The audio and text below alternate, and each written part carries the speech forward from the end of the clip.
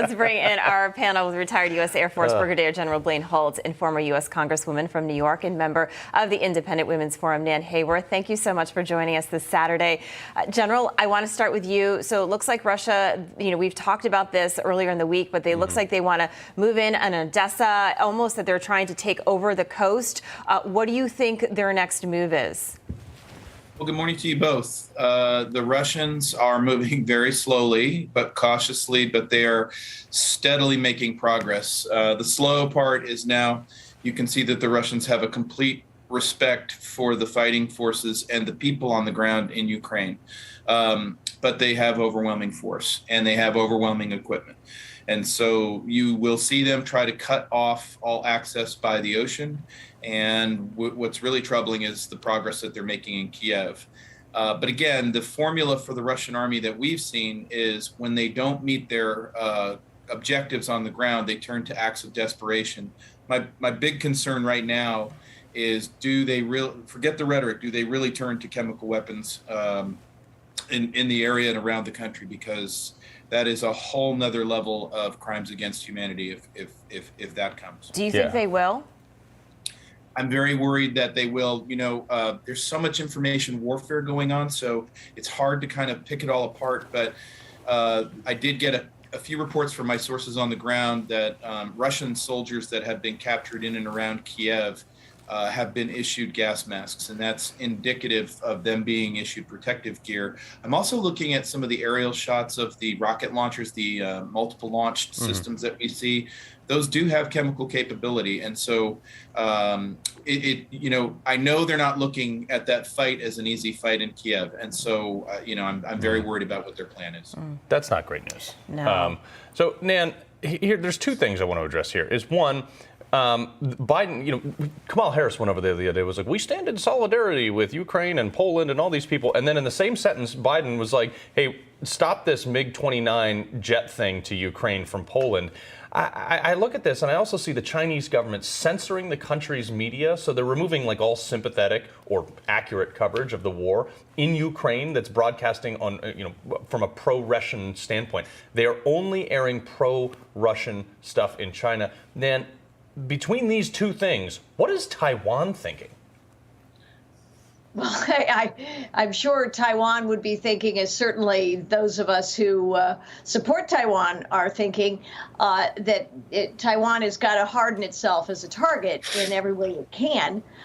We clearly, as an ally to Taiwan, even though obviously we have official limitations on the ways we can recognize Taiwan. Fortunately, Mike Pompeo, when he was Secretary of State under President Trump, was much more assertive about American support for Taiwan. But we have got to find ways to counter China's aggression. We know that they've been steadily making incursions into the South China Sea. Our main source of strength and power is economic. And I know we've talked about it a lot, Carl, but peace through strength is actually a meaningful concept. We should have done it with Russia. We should still be opening up, you just talked about it, American oil and gas leases. We need to flood out and starve out our adversaries and outcompete them to the extent that we can. This is the peaceful way forward. Well, but General, Putin's been threatening the U.S. all week. He's just claiming that we declared economic war by cutting ties on their oil and some of their other imports. And I look at this, and I think I can't help but think, is this guy crazy? Like, he can't even take over Kyiv, yet here he is thinking he's going to declare, that he might actually declare some sort of economic or even physical war against the United States of America. I mean, we have 14 carrier battle groups that can launch 13,000 planes at a whim anywhere in the world. We just choose which window we want to put the missile in. What is he doing? I'm worried that he's absolutely not crazy, Carl. You're an investment banker, and so start to peel back the onion on the strategy from his perspective. I think he started this in 2018 when Russia sold all their treasuries and started beefing up on gold. If Russia and China want to go take their own currencies to a completely gold-backed system, they're both got themselves over 2,000 metric tons of gold, and then they wanted to basically short themselves on oil and come down very, very low on oil, they can actually do a lot of damage and make up very quickly for those sanctions. So that is an element of warfare that we really have to pay attention to. I don't believe for 5 seconds that any enemy in the world is going to try to fight the United States on its own terms.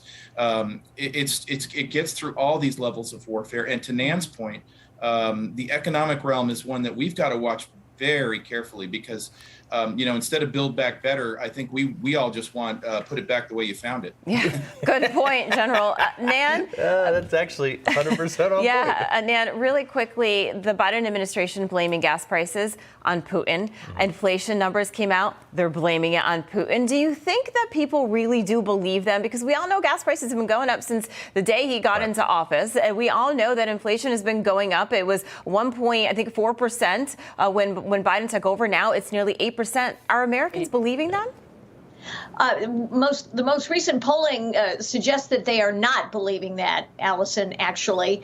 And I agree completely with General Holt that we really do have a lot of economic considerations to factor in here. No one wants to. The biggest limitation we have, I think, in terms of our aggressiveness, including toward Ukraine, is that no one wants to get into a shooting war among the nuclear great powers, because someone like Putin, you do wonder, General Holt, you know vastly more about this, but you do wonder if this guy would actually pop something off. I don't think so. I agree. I don't think he's crazy, but I think there's definitely something going on in his head.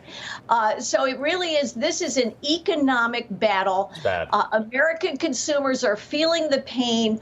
They are not convinced, nor should they be, that somehow we have to pay this terrible price for Ukraine. Yeah. Open up American domestic oil and gas production, bring manufacturing back here, stop wasting our money on the government side. Problem could be solved, Nan. Right there, you nailed it. Panel, Nan and General Holt, we will be... Trump 2024, put it back the way you found it. There you go. All right.